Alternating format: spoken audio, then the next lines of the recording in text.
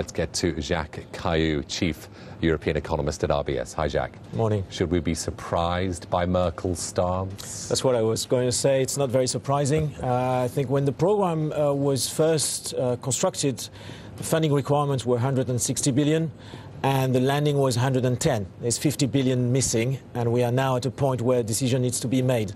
So it's either more help or it's a default. And the situation is evolving, probably towards help and away from default in the short term, but it's a very, very serious situation.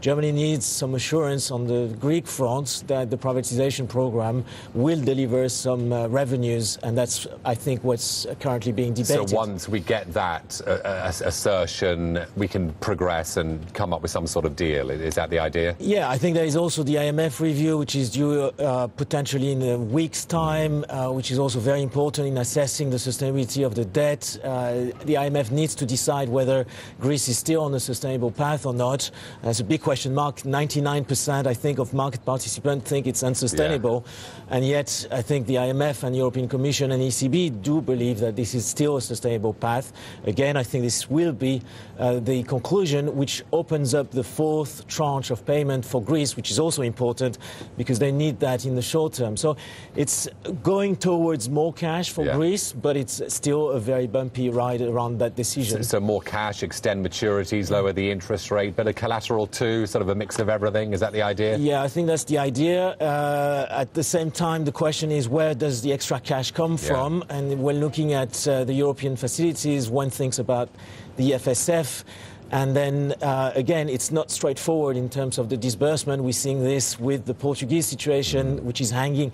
Its fate is actually hanging on a debate in Finland in the parliament, which tells you that there's going to be another bout of volatility around the decision for potentially additional help for Greece from the FSF, which will be, again, in the hands of the Finnish parliament. The Finns, though, probably will go ahead, won't they? They'll support the Portuguese bailout? Yes, probably. But as an investor, when you're looking at the decision process, I think it's unbelievable that we are still in a situation where each tranches of payments are hanging out there on the back of a decision of a small country. It's very important. They need to be a part of the process. That's how it's been designed.